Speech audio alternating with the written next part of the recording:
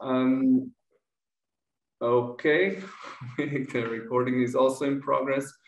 So with this, I will actually hand the mic to you, Masuda. Before we then go to Moheb, I think you have each 10, 15 minutes for an input, and we'll follow by Q&A. We will get the questions in the chat box and then start with the discussion afterwards. So please, Masuda. Well, thank you so much to you and to Swiss Peace for organizing this. I'll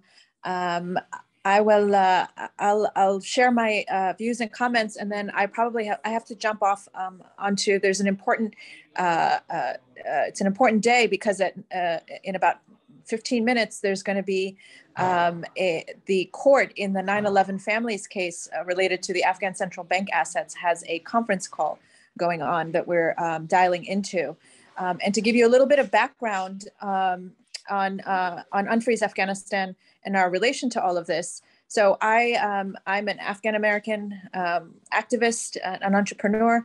I helped co-found a women's organization 20 years ago that became one of the largest women's organizations in Afghanistan. We started off in New York City, where we do work with refugees, and in Afghanistan work with women fleeing violence and doing family mediation, and working with women in prison.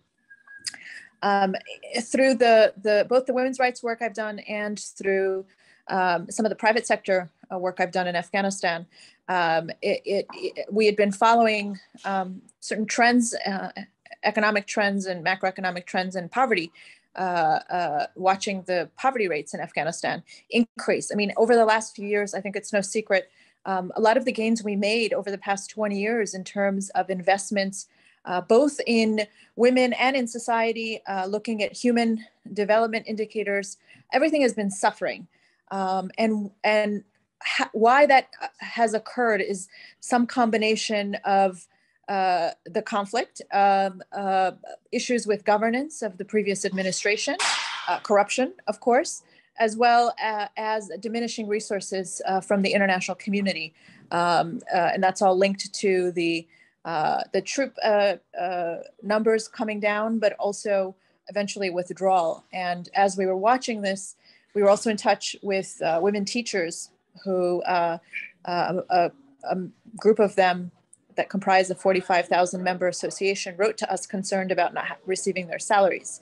And what started as a small thing that we were trying to address because we care about girls' education has turned now into this whole campaign around unfreezing Afghanistan's aid and assets. And with 75% of the government's budget having departed along with the troops and all of these externally donor-funded projects in health and education, it's a total travesty. I think at this point, everybody knows, or most people know, how bad it is in Afghanistan, with skyrocketing poverty rates in the 90 percentiles, mass starvation, 1 million children expected to die this winter, 23 million people starving, people can't get money out of the banks.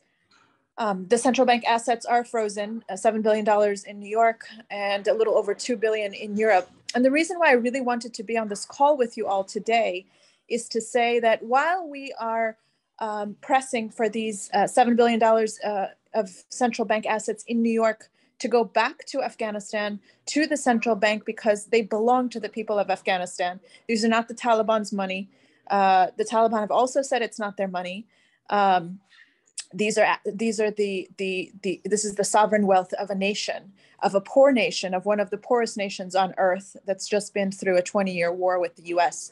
That while we advocate for that and work on that, that we not, and we know that may take months and months because of the litigation and the complications here in the United States. But there's $2 billion sitting in Europe that can be deployed rapidly. And so any European colleagues that are on this call, we are asking for your help, and let us know how we can help to advocate for those funds to be released. We understand that those funds, primarily in Switzerland and in Germany, are not being released because of fear of US sanctions, the US Treasury.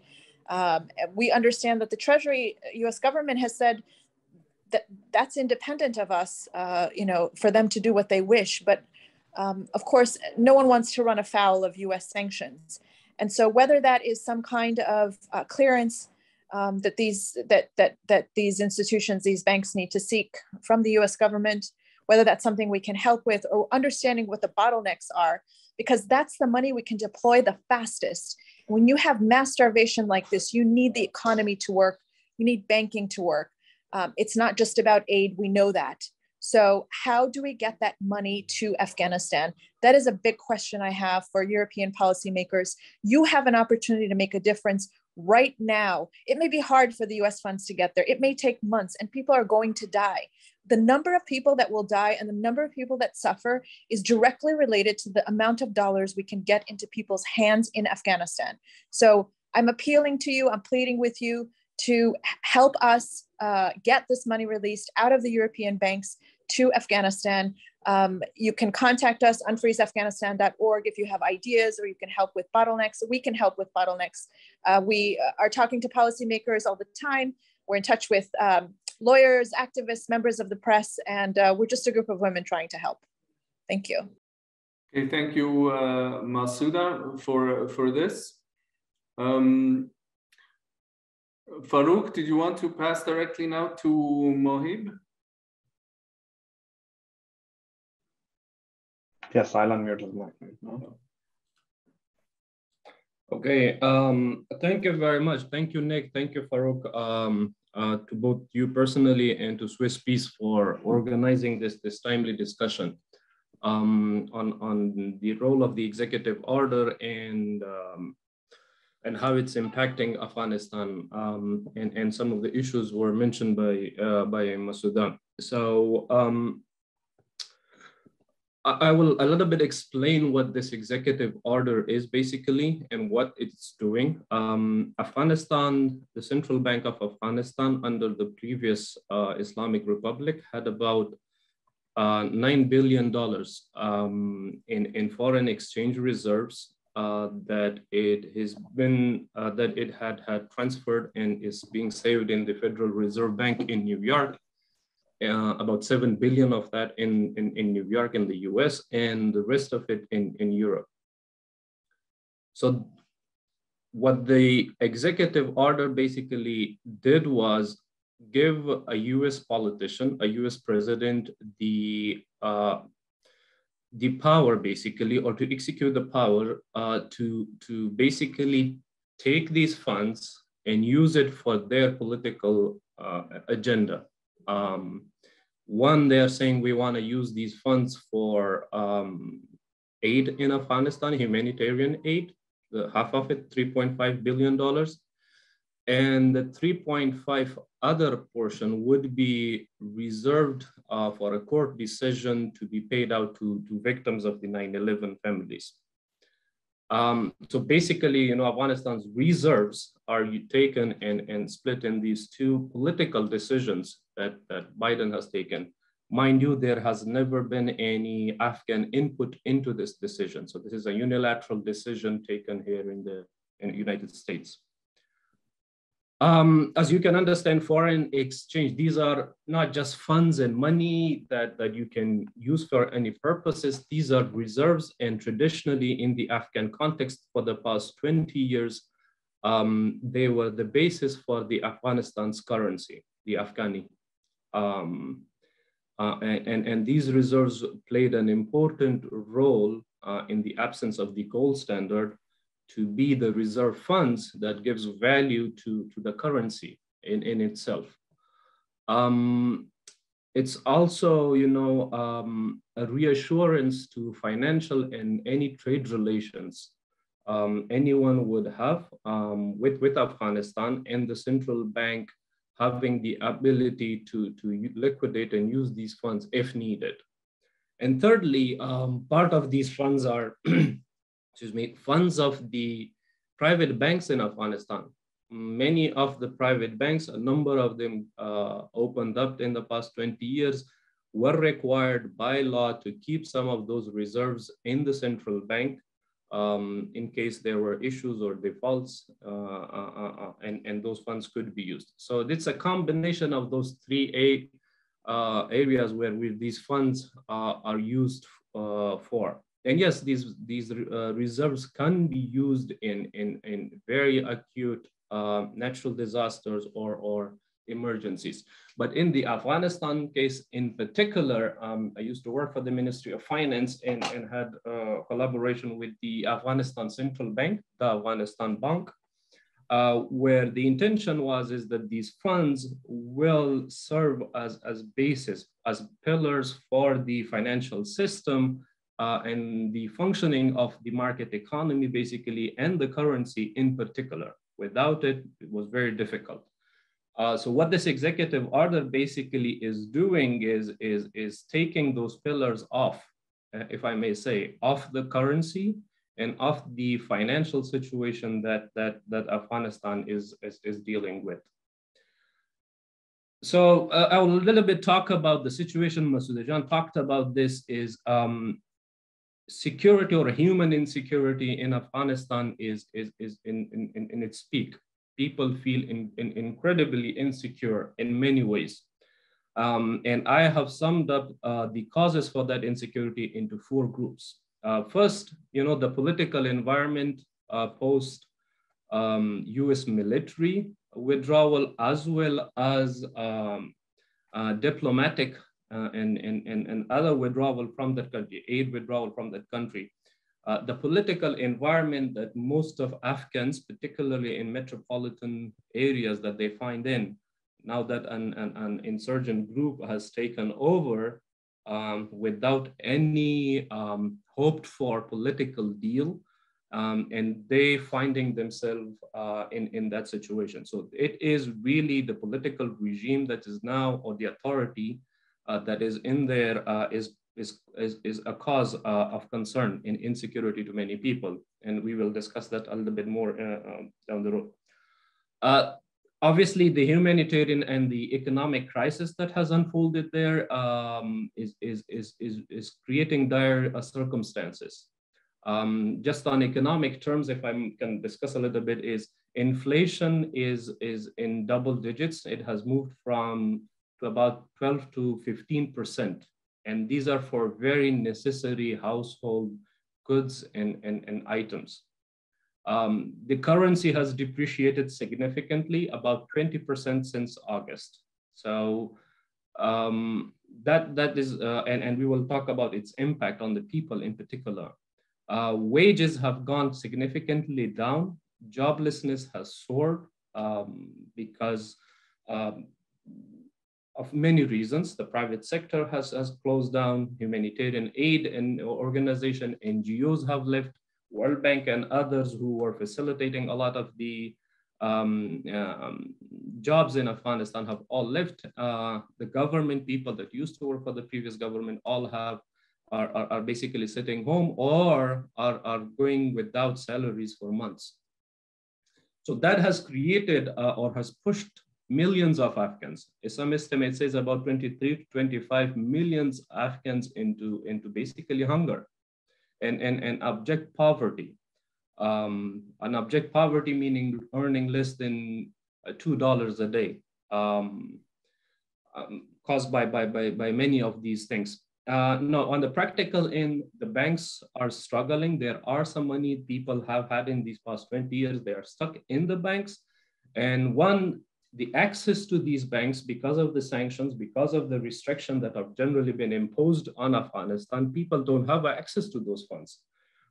They have been capped to about 30,000 personal individual accounts, to about 30,000 Afghanis, which is less than $200 to $300 a month that people can access. That's one, access is an issue. The second part is a lot of this money is losing value. So it's becoming really like just papers in the banks because of the significant depreciation that's happening in that economy. Other things that are impacting people's life is crime rates have gone significantly high. People are stabbed, people are taken at gunpoint to steal money from them because of the situation that they are in. And other practical things, power outages are now extremely common. In the past 20 years, things were improved, so people don't have access to power or thereby other services and other public services. Clean drinking water has become an issue as well. So that's the second cause, the humanitarian and the economic crisis that has unfolded there. And mind you, there are two other challenges that the world deals with, and Afghanistan has been not an exception either. COVID is still prevalent there. Afghanistan is one of the least vaccinated country. Just one doses, and there are different sorts of vaccines, and even access to those vaccines is not systematic. And personally, if I can say, I have relatives that have lost two cousins to COVID in the past year. Very young people in mid-20s and 30s. So that is still an additional threat to human insecurity in Afghanistan. And then finally, climate change, up until last year, it's been an issue. I've served at the Afghan Ministry of Agriculture, and we could see the studies and reports where climate change had really pushed Afghanistan towards a famine as well. And just this year, there was some snow, but the irrigation system, the use of water for Afghanistan's agriculture output is very traditional. So there is snow even this year, but it goes away and is not used properly. So political environment, the economic and humanitarian crisis, COVID and climate change have all gone in and are pushing in this insecurity on Afghanistan. Now, in terms of how people are dealing with this, ordinary people in Afghanistan, and this is from my personal connections, they're talking to people and reading about it. There is a dire need or desire even for many people to leave. So mass migration is something that is unfolding. And that mass migration would not just be to the neighboring countries where traditionally Afghans live, but eventually it will be to other parts of the world, including Europe as well. There are a lot of close downs, borders are closed, embassies are not, so that's not an option for people. Also, illegal mass migration might become a big issue. People are skipping meals and malnutrition is becoming a major issue. People are not able to provide for basic needs, and as a result, that's becoming a problem. I've heard some other disturbing news where people are selling their children or body parts. These are not official, but I've heard stories and things where people would like to, be able to do that and deal with the issues that they're dealing. Household items, I said, if you see, Afghanistan has become, some of the big cities have become places where people are selling just household items to be able to resell in a market, and they are not being sold because people's ability to buy things are very restricted. Just finally, the impact of this particular executive order, I think I talked about it, but to summarize it, it is taking off the pillars of the currency stabilization in Afghanistan. And if that happens, Afghanistan can easily face an hyperinflation, just as Germany did in the 1920s, or Zimbabwe, for example, in the 2008 era. The Afghan currency can quickly lose value, and the hard-hit people, when a currency loses value and depreciates, the first are the people, because what they have doesn't have any value. The banking and the financial system has become extremely fragile. This was, unfortunately, in the past 20 years, working at the Ministry of Finance, this was one of the highly appreciated developments in the Afghanistan's finance sector, that we had both private banks that was functioning and were functioning just the same as they would in any Western country. they've become extremely fragile and close to collapse as well. I talked about mass migration that might be happening, and then I talked about overall high crime happening and poverty becoming an issue. Now, the broader scheme, the macro impact of both of that is continuous poverty and economic dependence and economic issues in Afghanistan will contribute to further radicalizing that society.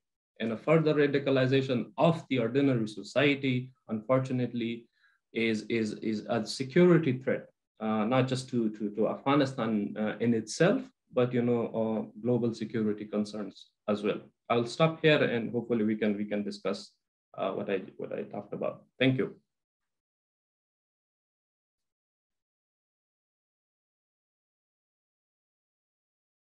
So thank you very much, Moheb.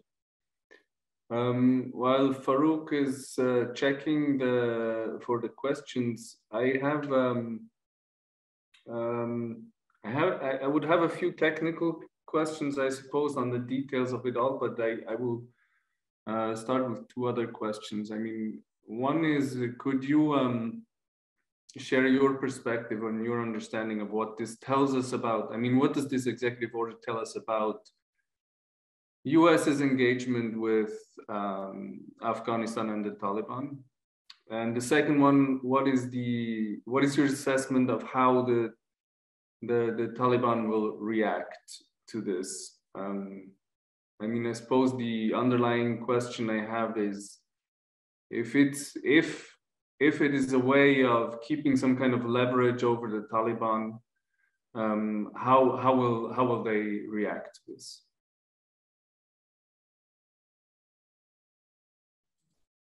Thanks, Nick. Thanks for the question. One thing I would like to discuss is also about the Taliban in particular is the authorities in Afghanistan are continuing to gather revenues. So the impact of these funds on per se the act of and what the Taliban themselves do is I think minimal.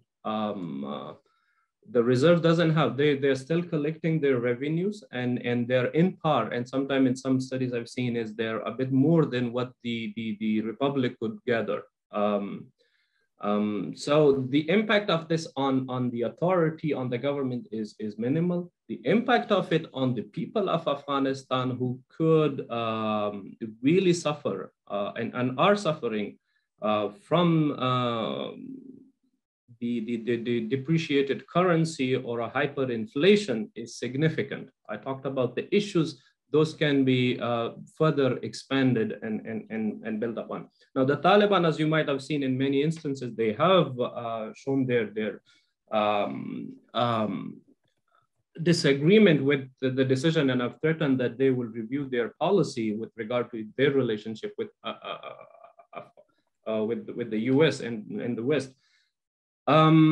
Now that's, something that the Taliban can further discuss. And I was listening to Tom West, who says there is negotiations and discussions going on with the Taliban on many of these issues, including these reserves. But one point to clarify is that these funds are not of government or this government's funds. The Taliban needs to realize this as well, and these are the funds of the people of Afghanistan that was represented, as one of the ambassadors said, by the former Islamic Republic, which is gone. So the owners are the people of Afghanistan, and the people of Afghanistan would need to be involved in how these funds are used and what they are used for. Using them for humanitarian aid, taking off the pillars of the currency resilience that I talked about does not make sense. And the 9/11 issue is these funds, as I said, are by people of the people of Afghanistan that was represented by a government. Federal court should look at this is is not being available, even being discussed in that sort of litigation. As I said, these are not the Taliban's money. These are the people's money that were voted in, and the world had recognized that government as well.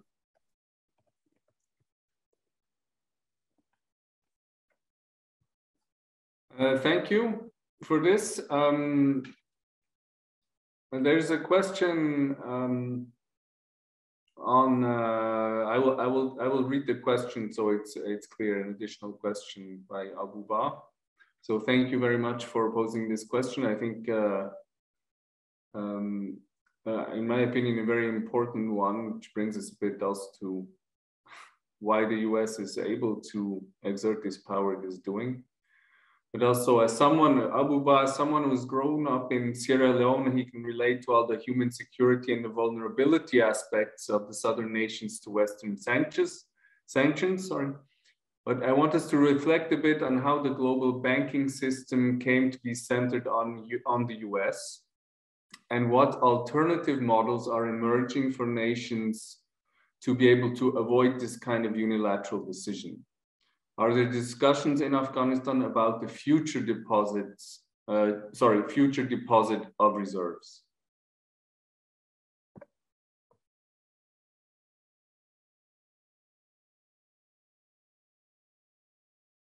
You're still muted, Moheb. Yeah, I was trying to unmute.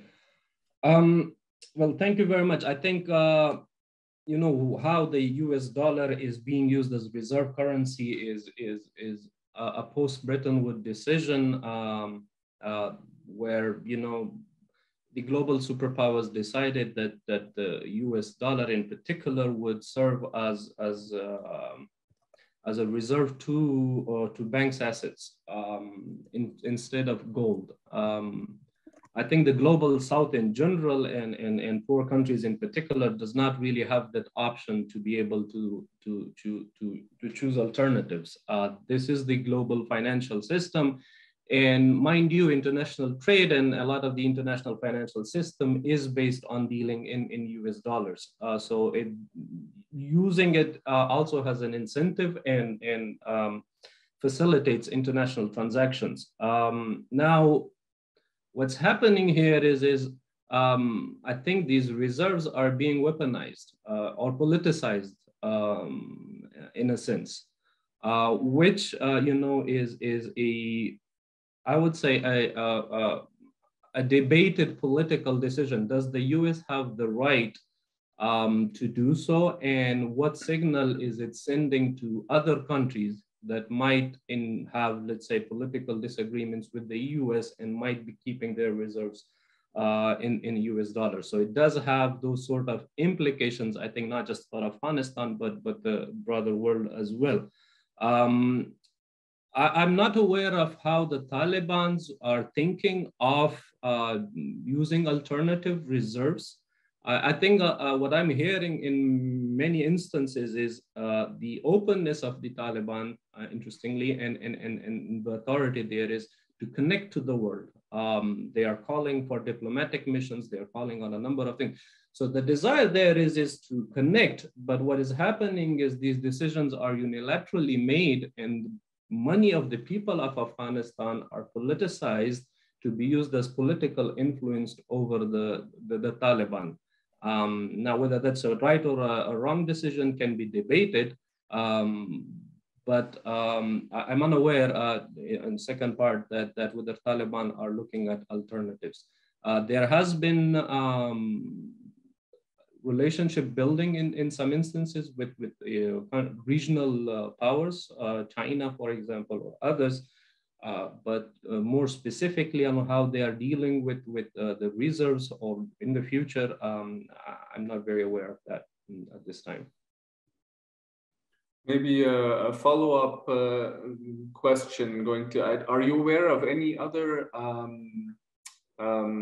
instances where the US or any other state has done something similar or like that? So other contexts where this has happened, where basically seizing, reallocating similar amounts of money, or even if it's not the exact amount of same money, but since acting in this type of way. And if not, wouldn't this decision set a kind of preoccupying precedent on the international scene? Well, I can address the second part. As I said earlier, it definitely creates unease and concerns, I think, for many other countries as well, where, in the Afghanistan case, that these funds are sort of independent. They do not need to be politicized. But these funds are now being politicized and through an executive order, not even a decision of the Congress or the lawmakers. So it does create a lot of uneasiness, I would say, in many fronts for countries who are using dollar as their reserve currency, and particularly keeping it here in the United States. I think that it does create those sort of difficulties. So we have actually another related question. So Leonie actually asked that you mentioned that the Afghans were not actually involved in a process for where the money will be spent. So our question is, who should be involved in the negotiations with the US on spending and on releasing these funds, if I understood it correctly?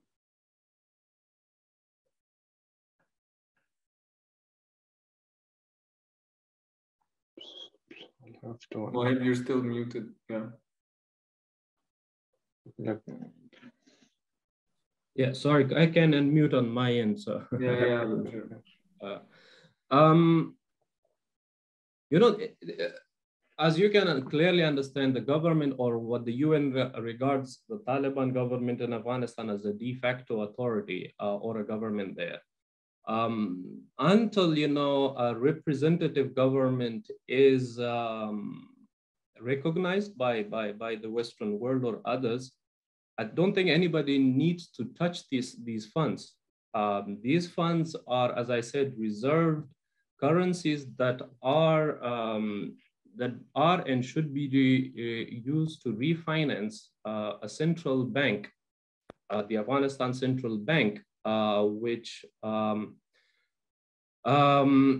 is currently under Taliban rule. But negotiations, I think, on one end with the Taliban, from what I understand from Tom West, is ongoing. But on the other end, these funds need to continue to stay where they are and sort of serve as de facto reserve to the currency that is currently in circulation in Afghanistan. So the people are not hit by that. And on the political side, when decisions are made with regard to what government and whose government and how the world wants to have diplomatic relations with that country, that is then the time to then clarify who the rightful representative owner of this one would be at that time. Currently, they need to be unfrozen, but they need to stay where they are and not used on aid or paying to victims of the 9/11, because you are using reserve, and without the reserves, as I said, inflation, hyperinflation is a very real reality that's already happening.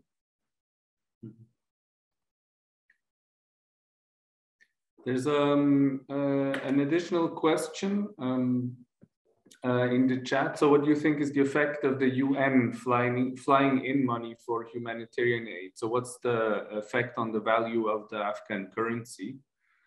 My interpretation is that since the UN started doing this, dollar liquidity is not really a pressing issue at the moment. Now the more important problem is Afghani liquidity, because the Afghanistan bank can't print Afghani banknotes. The problem is institutions are not functioning in Afghanistan. The UN, I read reports, is there is money, there are funds that the UN gathered in the last appeal, but they are not going in and trickling into the Afghan society, there is a real problem with the institution. A central bank is not functioning, and so are the other banks. And the UN is not just putting this money in a plane and then flying into Afghanistan and then spending it. The institutions are not functioning as a result of the sanctions that are there and non-recognition. So it is really creating an issue of liquidity, I would say, both in US dollars and in the Afghanistan currency, in both those ways. So the institution failure that in the past 20 years, we really worked hard for to create are being failed in a sense. I hope that answers your question, yeah. Yeah, so I actually had a question, like it's based around negotiating with the Taliban. So like, there is a strong sentiment among the Afghan diaspora and also Afghans within Afghanistan who are against the Taliban. They're actually against any form of negotiations with the Taliban, because their argument is that, like, if you are negotiating with them, or if you're even engaging them, you are sort of legitimizing a regime, like indirectly. So how or what are the options to navigate all the concerns that are actually linked with legitimizing the regime and a policy complications that are associated with that? Yeah, thank you for that question. You know, I'll quote Kaidi, or the UN representative, that mentions is that negotiations, I think, is the only way for the West and even Afghans with the Taliban to resolve the issues of legitimacy and governance in Afghanistan. I think if we are not negotiating and we are not talking to each other, just on a normative way, it's not taking us anywhere. Taliban unilaterally, I think, would further radicalize, and that isolation from the world, I think, was one of the very reasons that the Taliban came into existence in the first place in the 1990s.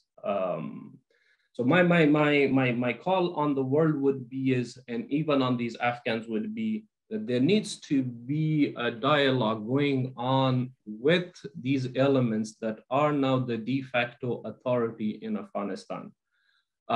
Yes, there needs to be, that negotiation needs to be on international human rights. They need to be on government legitimacy and a way forward, as well as global security concerns. And very frank discussion, I think the Oslo effort was a good start, but it should not stop there. It should continue.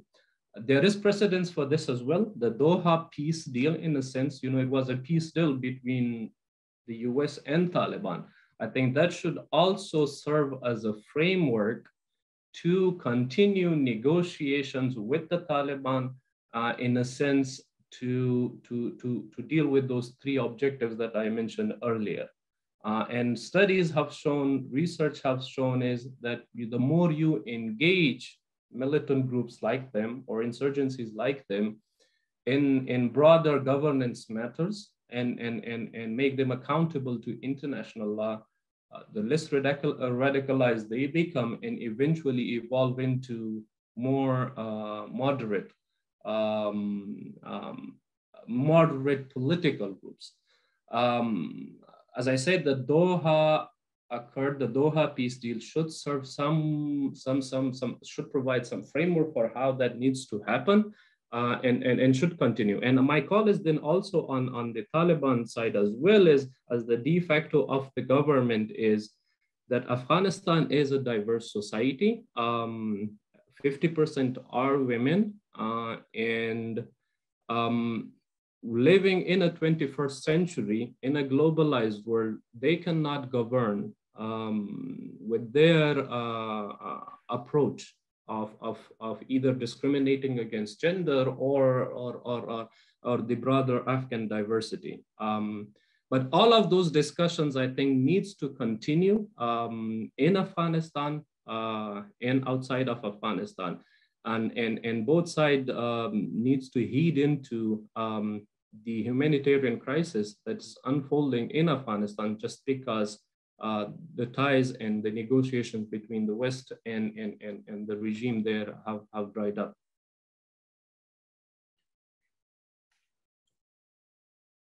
Okay, thank you, Moheb. There's another question by Abu Ba, and maybe I will ask also my question. It's not exactly the same, but they're going into a similar, I suppose, direction.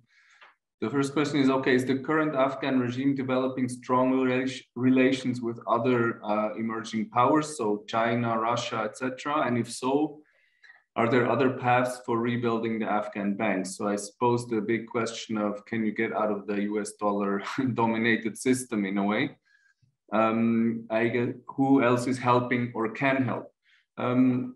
I will also ask my question. The second one is, do you know to what extent has the US signaled anything to European countries regarding the 2 billion assets held? What they should or shouldn't do?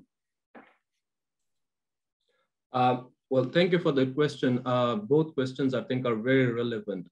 The way I describe the current situation in that area is there is contact, I would say, between the authorities in Afghanistan and regional powers, or closer to regional powers, including China, who has shown interest both in aiding, providing aid to Afghanistan, but also engaging in trade with Afghanistan. Afghanistan, mind you, has mines, and it has agricultural products where China is interested. And this comes in from my experience at the Afghan Ministry of Agriculture, where China was very much interested in Afghanistan's pine nuts, for example, and buying them in bulk. And so that sort of relationship definitely, and particularly in a vacuum where the West is not talking or not really meaningfully engaging with the Taliban,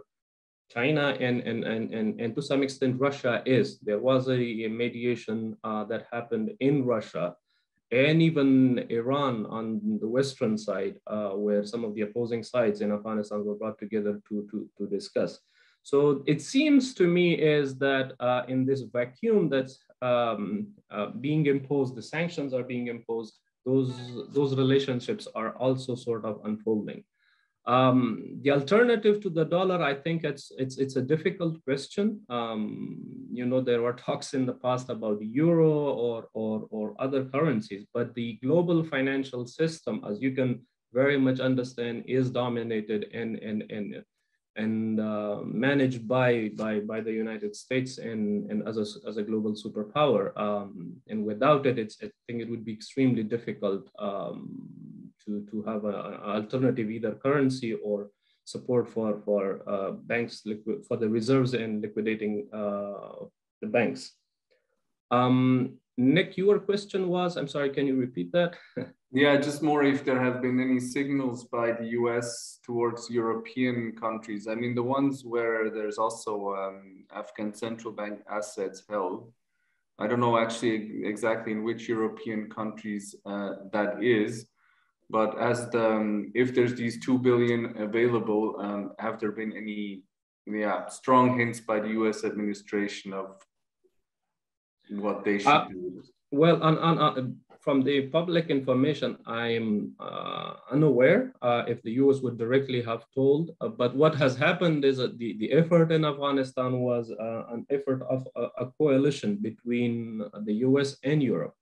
NATO was there as well.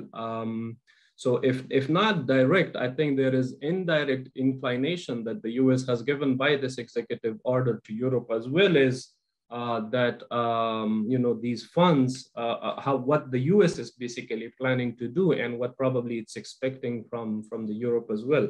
In my understanding, some of those 2 to 3 billions are in Switzerland, Germany, and I'm forgetting the other country, but one other country as well. But as an alliance, I think the transatlantic alliance between US and Europe, I think they would be deciding on the fate of those funds collectively. But the call, and if I may say this from the Afghan side, is, and including by the former president, Karzai and Ghani, who are both alive and in there, is that these funds are the funds of the people of Afghanistan, hard-earned Afghan taxpayers' money that should continue to stay to deal with the currency issue, with the hyperinflation. And its use for humanitarian aid is no good to the Afghan economy or the people in Afghanistan. Thank you, Moheb, for that. I mean, okay, there's another question by Sibel. What are the wider implications of the asset freezing also on the region? So I suppose not just on the Afghan economy, but what does it mean for, I could imagine, trade relations with neighboring countries, etc.? It's really bad. Short answer is it's really bad because Afghanistan is under sanctions, and many countries, banks and others are scared of engaging with Afghanistan, formally or informally. I've seen that there are informal ways of channeling funds to Afghanistan being used, the Hawala system, if you are familiar with it. It's been traditionally used. And in the Hawala system, what happens is money doesn't cross borders. So you pay someone here and his cousin or relative or partner in Afghanistan will pay you the amount from his wealth there. So that informal channel, and interestingly, some of the UN organization, or I'm sorry, not the UN, the NGOs are utilizing that informal mechanism as well. But specifically, the impact is bad. Regional trade is being affected. The private sector in Afghanistan that was involved in export-import is nearly collapsing. We did all these 20 years to create sort of an economy in Afghanistan. And now the situation that we are in, including this executive order, is dismantling all of what has been achieved in the past 20 years, unfortunately. Okay, maybe we have time for this one more question. So what will happen to the liabilities of the Afghanistan bank towards private banks if all the frozen assets are dedicated to humanitarian aid?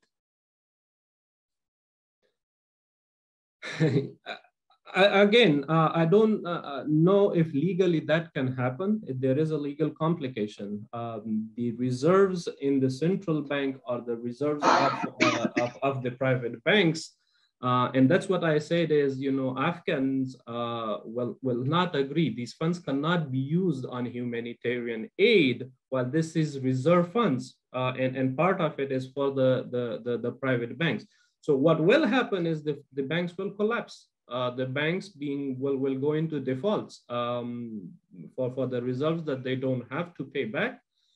They will go into defaults, and that is then another crisis unfolding. Its impact on ordinary people living in Afghanistan or anywhere is bad. Imagine if you have money in the bank and then you can't access it, or if it's losing its value very quickly, 20–30% from the people's perspective. So the banks will default. Many of them will default. I think just to add to what you're saying, Moheb, I mean, in Afghanistan, I mean, over the last 20 years, there's been, I mean, lots of private households, banks, NGOs, all of them, they're using the banking system. Yeah, I mean, nobody's keeping money at home. So when this really hit people, I think by surprise because of the speed it unfolded, but also people had grown used to a system over the last 20 years, which was based on this banking system, financial system, and which is suddenly not working anymore. So the effects are very huge. And I think your point on reserving this money not for humanitarian aid, but in a sense assuring I would say the two central functions of a central bank. No, I mean, one is the price stability, controlling inflation, and the other one to be able to act as a lender of last resort for commercial banks, so businesses can operate, enterprises can operate, because that is really what Afghanistan needs, is this prospect of economic recovery, not just humanitarian aid and emergency support, because that is not the direction it should be moving to in the midterm, longer term. If that is Moheb, I still would like to give you the last word. If you would like to share some last thoughts and insights of where this should be taken, or to summarize. Yeah, thank you, Nick. I think your last points are very well taken. There is no alternative to a functioning economy.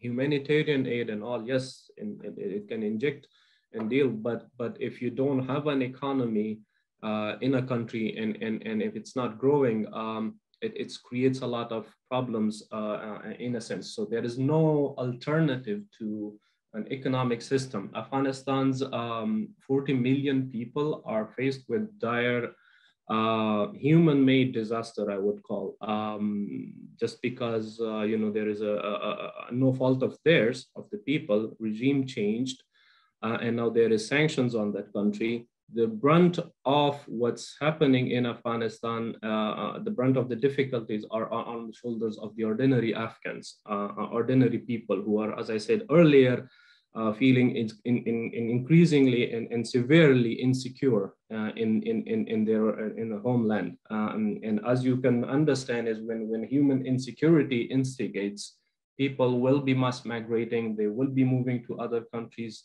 And within the country, I think the very real sense of radicalization can further emancipate and increase. So my call is, from this discussion, is on both our partners in or the global world, is in whether in Europe or here in the US, is this executive order in particular needs to be rolled back. These funds need to stay in to support the functions of the central bank, and eventually continue on negotiations and discussions with the de facto authorities on those major issues that we discussed. Taliban and should be separated from transnational organizations or entities that might be of global concern. And in light of the Doha deal, this is just a personal opinion, there should be some sort of negotiations where we negotiate on international humanitarian law, on particularly these concerns, on legitimization and the question of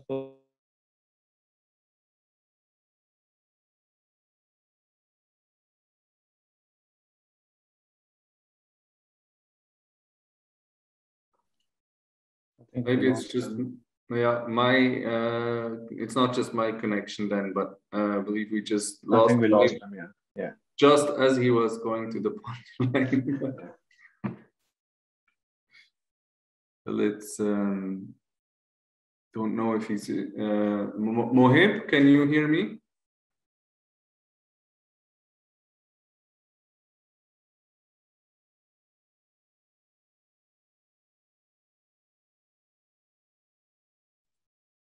Yeah, I guess not. Yeah. So now, oh yeah, you're back. Yeah. Yes, I think everybody froze. So something. Well, that's one way of looking at it. From my perspective, you froze, so I didn't hear your last words. Maybe you can.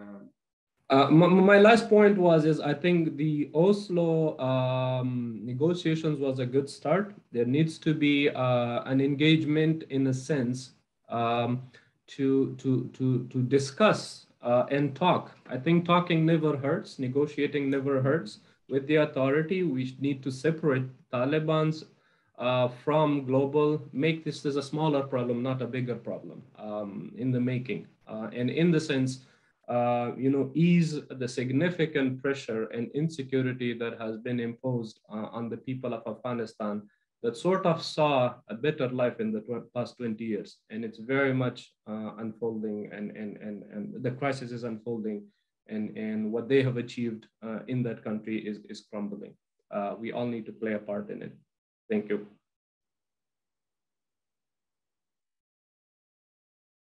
Okay, thank you, Moheb.